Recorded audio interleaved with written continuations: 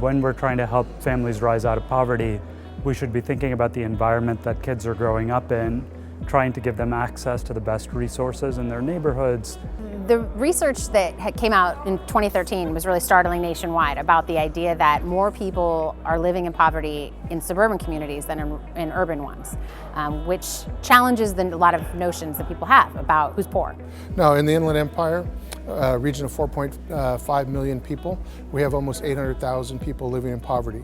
The average person living in poverty in the Inland Empire is a single mom with 2 kids. I think it goes back to the ground roots, community level efforts that can help revive the dream going forward. Quality public schools, live in a less segregated area, for example, and creating those pathways of opportunity starting from childhood is really important, especially in light of the fact that the American dream, as we traditionally thought of it, of kids doing better than their parents, is really not a reality for many kids.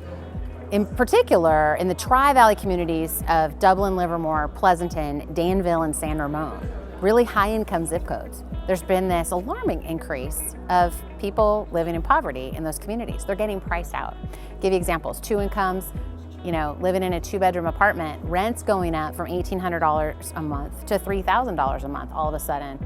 That's too much, and people can't afford to live. I would say first think local, right? It's not just about statewide or national policies. It's about things you can do in your local community to strengthen schools, to change zoning laws, to change public transportation perhaps, to change where housing is available, where people are using their housing vouchers. All of these things can contribute to success in the long run. And then I would encourage people to really monitor what these efforts are doing.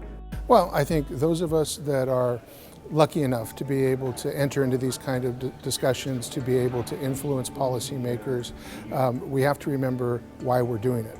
And sometimes we forget. There are people who are very poor, there are people who are struggling, there are people who are living with the consequences of poverty, and they are the ones that we need to be helping. I think the summit hitting on issues of workforce and housing is touching upon some of the key issues that play into reviving the American dream.